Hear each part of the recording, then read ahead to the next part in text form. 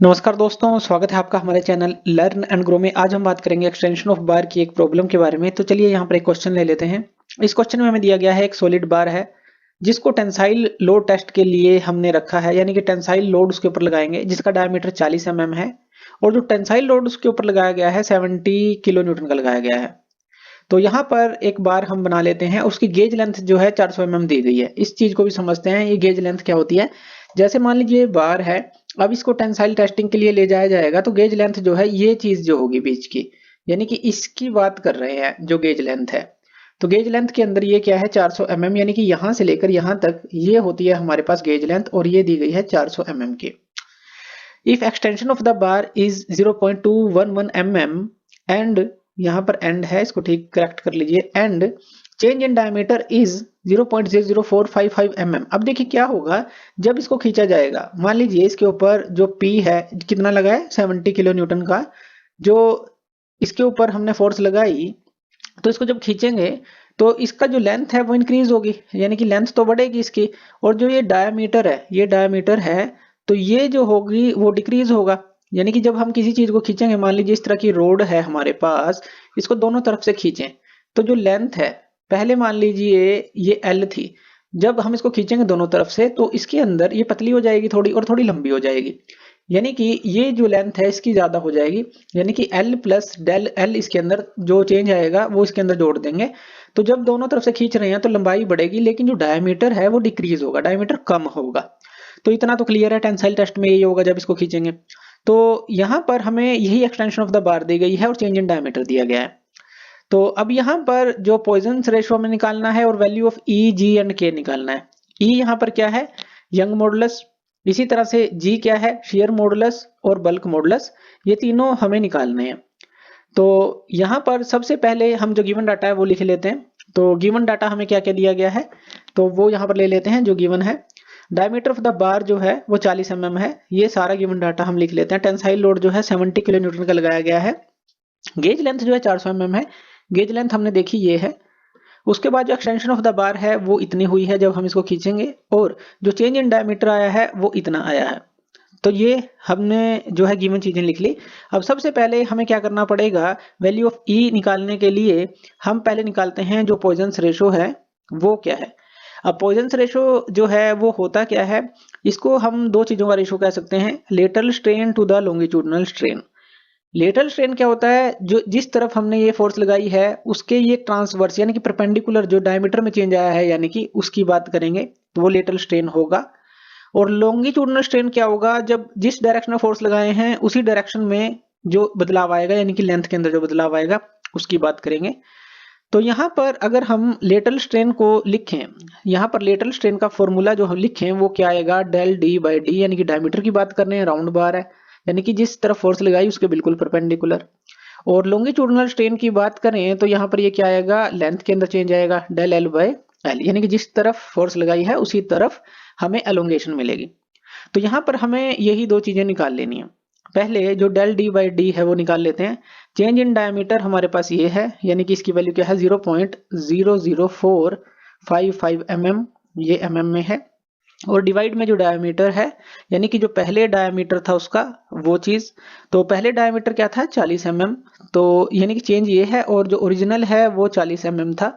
तो यहाँ पर हमें पता है स्ट्रेन की कोई भी जो डायमेंशन नहीं होती, यूनिट नहीं होती, तो यहाँ पर हम इसको कट आउट करेंगे। तो डेल डी बाई डी जब हम इसको कट आउट करेंगे तो हमारे पास ये लगभग आ जाएगा, आपको कैलकुलेटर से सोल्व करना है, 0.00011375 के करीब ये आ जाएगा कैलकुलेटर से। अगर कोई कैलकुलेशन मिस्टेक है तो आप ठीक कर सकते हैं, कैलकुलेटर का यूज करके आपको ये करना है। तो डेल डी बाई डी ये आ गया, और डेल एल बाई एल, अब डेल एल बाई एल को जब हम निकालेंगे, जो चेंज इन लेंथ है वो कितनी है हमारे पास 0.211 mm, 0.211 mm, ये भी mm में है। और डिवाइड में जो ओरिजिनल लेंथ थी, ओरिजिनल लेंथ जिसकी बात कर रहे हैं वो गेज लेंथ की बात कर रहे हैं, यानी कि 400 mm, तो ये आ जाएगी हमारे पास 400 mm। यहाँ पर भी कोई यूनिट नहीं मिलेगी, और जब हम इसको डिवाइड करेंगे तो ये लगभग आ जाएगी 0.0005275 के करीब। ये कैलकुलेशन करके आप देख सकते हैं इतने के लगभग ये आ जाएगी। तो हमने क्या किया, लेटरल स्ट्रेन निकाल लिया, लॉन्गिट्यूडिनल स्ट्रेन निकाल लिया, लेटरल स्ट्रेन ये आया, लॉन्गिट्यूडिनल स्ट्रेन ये आया। अब इन दोनों को डिवाइड कर देंगे, तभी तो जो पॉइजन रेशियो है वो निकलेगा। तो यानी कि जो पॉइजन रेशियो के लिए हम इन दोनों को डिवाइड कर देंगे, इसको इसके साथ जो है डिवाइड करेंगे। और जब हम इसको डिवाइड करेंगे तो हमारे पास जो वैल्यू आएगी वो आएगी लगभग 0.2156। तो ये क्या आ जाएगा हमारे पास, पॉइजन रेशियो आ जाएगा जब हम इन दोनों को डिवाइड करेंगे। इतना तो क्लियर हो गया। लेटरल स्ट्रेन निकालनी है, फिर लॉन्गिट्यूडिनल स्ट्रेन निकालनी है, इन दोनों को डिवाइड कर देना है। इतनी वैल्यू जो है पॉइजन रेशियो की आ गई हमारे पास। अब हम निकालेंगे जो मॉडुलस ऑफ इलास्टिसिटी है, उसको हम निकालते हैं। तो मॉडुलस ऑफ इलास्टिसिटी यानी कि ई की बात हम कर रहे हैं। अब ई जो है वो हम निकालते हैं। अब इसके लिए जो मॉडुलस ऑफ इलास्टिसिटी जो होती है ई, उसका फॉर्मूला अगर हम देखें स्ट्रेस बाय स्ट्रेन होता है। हमें स्ट्रेस चाहिए और स्ट्रेन चाहिए। तो यहाँ पर जो अगर स्ट्रेस की बात करें, इसका फॉर्मूला क्या है, P बाई ए, यही होता है। तो फॉर्मूले हमें याद रखने हैं।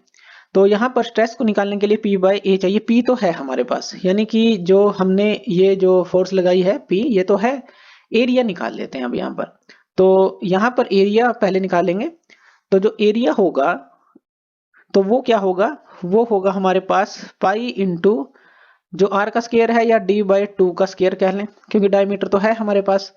अब यहाँ पर ये आ जाएगा पाई इंटू, अब जो डी है डायमीटर है वो कितना है, 40 mm है, डिवाइड में 2 यानी कि 20 mm रह जाएगा। तो यहाँ पर ये क्या आ गया, 20 mm का स्केयर आ गया। इतना क्लियर है। अब 20 का स्केयर हमें पता है वो 400 होगा, 400 mm स्केयर, और उसको पाई से मल्टीप्लाई कर देंगे।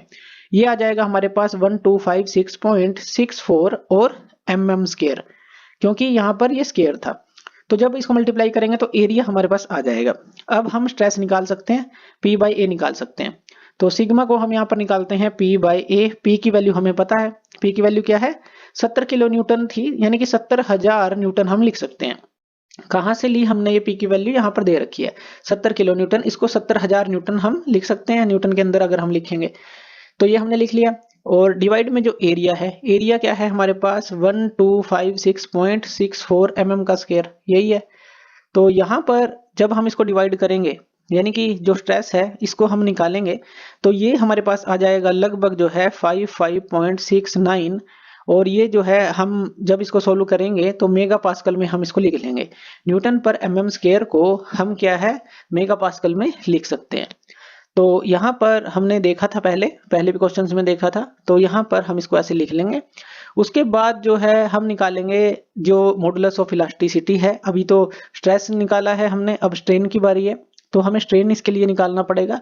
और जो स्ट्रेन है वो क्या है हमारे पास, अगर हम देखें तो ये पहले हम निकाल चुके हैं जो स्ट्रेन है। अब इसके लिए मॉडुलस ऑफ इलास्टिसिटी के लिए हम कौन सा स्ट्रेन लेते थे, लॉन्गिट्यूडिनल स्ट्रेन लेते थे। ये हमने बात की थी पहले कि मॉडुलस ऑफ इलास्टिसिटी के लिए हम लॉन्गिट्यूडिनल स्ट्रेन लेते हैं। क्यों लेते हैं, क्योंकि जिस डायरेक्शन में फोर्स लगाते हैं तो जो डायरेक्ट इंपैक्ट पड़ता है एक तरह से लेंथ के ऊपर ही पड़ेगा। जिस डायरेक्शन में फोर्स लगा रहे हैं तो लेंथ के ऊपर ही उसका फर्क पड़ रहा है। डायरेक्ट कॉन्टैक्ट एक तरह से देख रहे हैं, इसको समझने के लिए बात कर रहे हैं।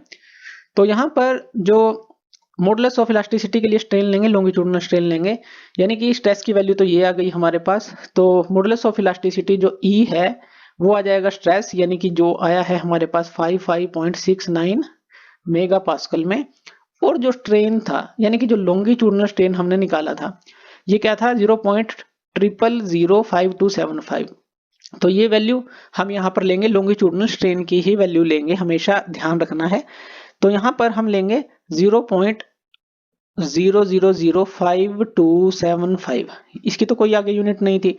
तो जब हम इसको डिवाइड करेंगे तो ये लगभग आ जाएगा हमारे पास 10557.97, और ये मेगा पास्कल है तो ये मेगा पास्कल में आ जाएगा। इसको हम गीगा पास्कल में लिख सकते हैं, क्योंकि मेगा क्या होता है 10⁶, मेगा क्या है 10⁶।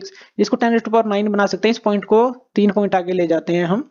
तो यहाँ पर इसको आसान करने के लिए ऐसा कर रहे हैं, 105.574 हो जाएगा, ऐसा कर लेते हैं, या 0.57 तक आप इसको ले सकते हैं। तो ये गीगा पास्कल में आ जाएगी। यानी कि हमने क्या किया, 10⁶ को 10⁹ में चेंज कर दिया, गीगा कर दिया, और इस पॉइंट को 3 आगे कर दिया। तो ये हमारे पास आ गई जो मॉडुलस ऑफ इलास्टिसिटी है। अब बात करते हैं शियर मॉडुलस की। अब शियर मॉडुलस को जी से हम डिनोट करते हैं मेनली। तो जो इसके बीच में रिलेशन होता है, जो जी है और जो हमारी मॉडुलस ऑफ इलास्टिसिटी जो हमने निकाली, तो वो क्या होता है E/2 और 1 प्लस जो पॉइजन्स रेशियो है न्यू से हम इसको डिनोट कर देते हैं, ये इसके बीच में रिलेशन होता है G और E के बीच में और न्यू के बीच में। तो यहाँ पर अब वैल्यूज को पुट कर देते हैं क्योंकि वैल्यूज हम निकाल चुके हैं। E की वैल्यू हम निकाल चुके हैं, E की वैल्यू 105.57 तक ले सकते हैं। तो यहाँ पर ले लेते हैं 2 पॉइंट आगे ले लेते हैं इसको और आसान करने के लिए। ये हमने ले ली, डिवाइड में 2 इंटू 1 प्लस जो न्यू की वैल्यू आई है हमारे पास। अब जो न्यू की वैल्यू आई थी हमारे पास वो क्या थी, अगर हम देखें जो पॉइजन्स रेशो हमने निकाला था 0.2156, ये न्यू की वैल्यू थी, यानी कि पॉइजन्स रेशो की वैल्यू थी। तो यहाँ पर हम ले लेते हैं 0.2156, ये आ गया। तो अब इसको जो है हम फर्दर सोल्व करेंगे, यानी कि यहाँ पर क्या होगा, इसको जो है 2 से अंदर मल्टीप्लाई कर देंगे। पहले इसको जो है प्लस कर लेंगे, फिर 2 के साथ मल्टीप्लाई कर देंगे। ये क्या आ जाएगा 105.57 ये है, और डिवाइड में क्या आ जाएगा 1 के साथ इसको जब प्लस करेंगे तो ये क्या आ जाएगा 2 इंटू एक तरह से 1.2156 सीधा ही है 1.2156 ये आ गया।